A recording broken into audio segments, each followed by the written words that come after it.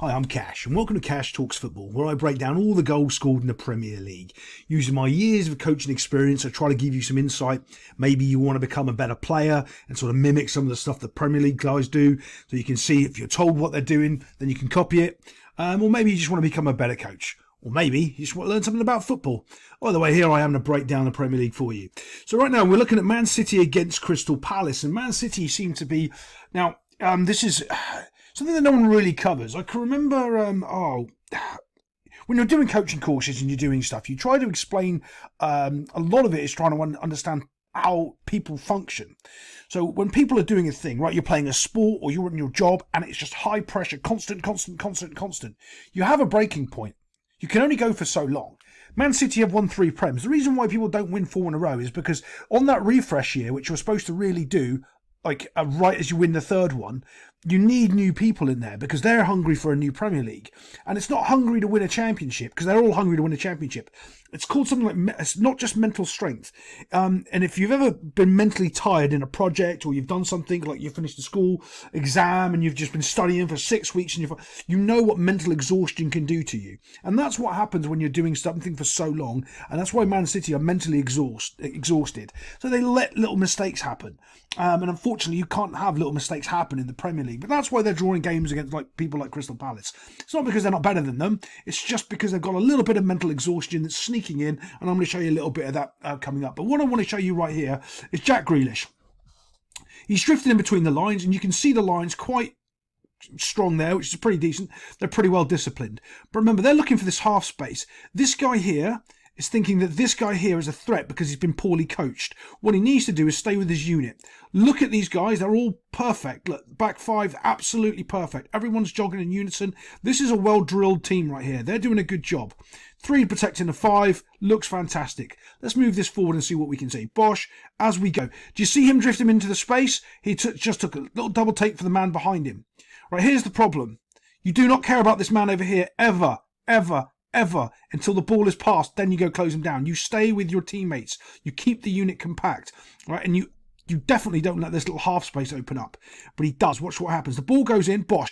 As he turns, do you see, right? There's a couple of mistakes. First off, he's been attracted to the ball. This guy, you can see me stepping towards the ball, and he's not paying attention to to Jack Grealish here. He's just completely unmarked. And this central defender has also reacted and gone to the ball instead of actually marking the player. Okay? Both of them can't go to the ball and leave the player. Both have.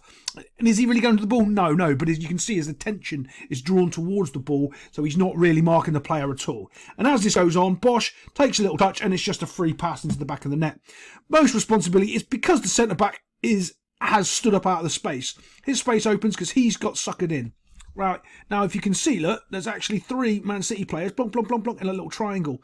One day I'll tell you why I know how they play their triangles, but we won't talk about that just yet. And what they're trying to do is isolate that and pass it through them. Well, they don't have to because this guy steps into the middle of the triangle and they just go straight round him. This guy doesn't understand this, and he could have either covered, which he really should have done, been over here and automatically been trying to get touch tight to this player, but he's not. And yeah, so there's 2 major mistakes there. And to be fair, it's a good finish. I'm not going to give the keeper any crap about it. It's a decent finish. But let's get on to the next goal because we've got a lot to cover. In true Cash fashion, I don't jump onto the next goal because I want to show you something more important. Well, you can see that pocket of space now. Can you see how big that gap is? Just because the centre-back stood forward. And that's what's opened up the gap. And this guy hasn't seen it and covered. Because this guy's moved 2 yards this way. That means this guy could have moved 2 yards this way. And he could have covered for him. Would he have been playing them all on side? Yeah. But unfortunately, someone has made a mistake. So sometimes you have to do something and cover and cover. And he didn't do that. Just want to show you how big that gap is. You can see just because that guy stood forward. Let's get on to the next goal. As we're watching this, you can see there's a runs coming in across here. They're kind of on the counter. Everyone's kind of set. But honestly, they're not bad set bad defensively. But here again, this is a similar problem. Look, he's asking for the ball. You've got 2 players and everyone's focused on the ball. There's enough people to deal with it. When you're in this situation, look about.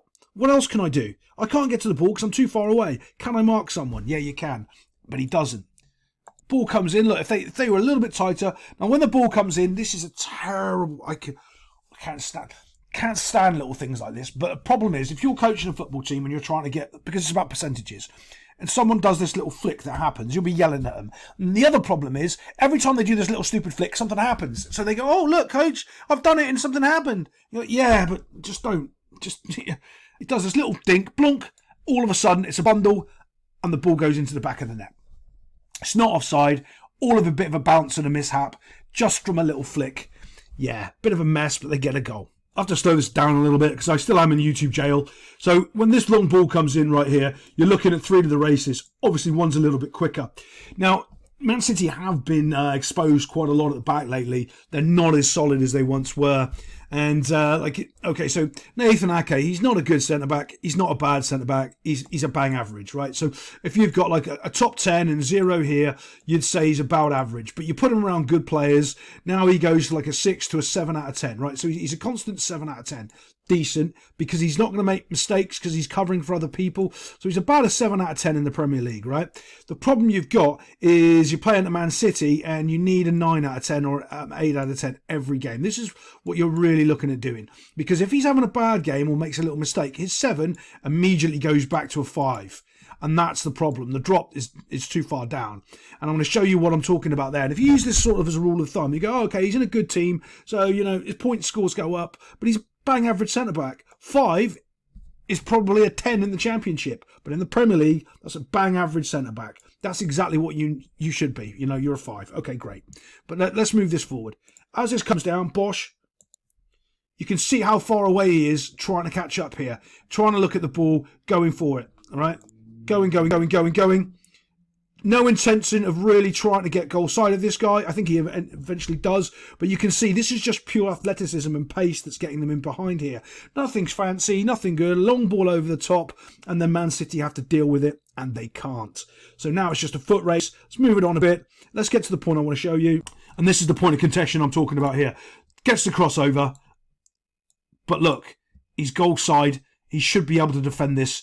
And he can't. And that's the reason why Nathan Ake is not a top defender. He's just a bang average one.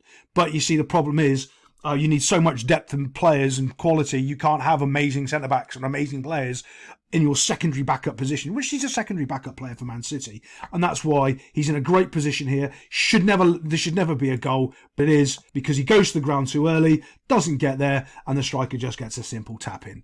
He's got to do better because he's gone from this position to this position where he's goal side, and it should be easy for him to deal with, and he doesn't. Let's get on to the last goal. I'm going to show you the penalty because there was a penalty, but that isn't the important part, and everyone's going to focus on the penalty and the kick of the penalty because they don't actually know anything about football. That isn't irrelevant, okay? The penalty happened because Man City lose the ball once here, right? So, you get caught in possession here, Bosch, Bernardo Silva loses the ball there to go forward here. And then the next point of contact when they move the ball here, okay, so, all right, it's 2v1, and they're all kind of casual, lackluster. Look, he wants a free kick, he's not getting it. What ends up happening is they tackle, they get the ball, but they lose it again straight away. And that's the key part. Man City have lost the ball not once, but twice here, very, very quickly. Right, after sort of trying to regain possession, they didn't really get it out. They didn't really deal with it because it's very, very casual. Again, when I'm going back down to that mentality of being perfect and trying and doing everything, it's just laziness. It's just tiredness. It's getting later in the game. They're making a little mistake, nothing big, but it's enough to cause a goal. And they would never have done that last year. They would never have been in this situation. But you can see that mental tiredness is creeping into them. When they come back from the World Cup Club Championships, whatever, I have a feeling they're going to be a little bit more tired as well.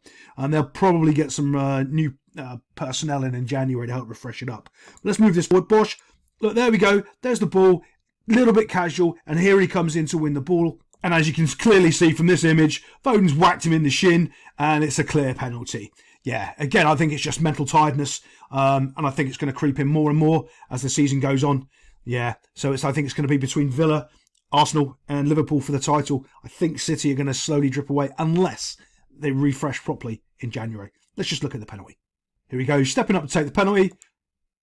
Slots it into the bottom corner. It's a decent finish. Overall's not bad. I'll see you next time on Cash Talks Football.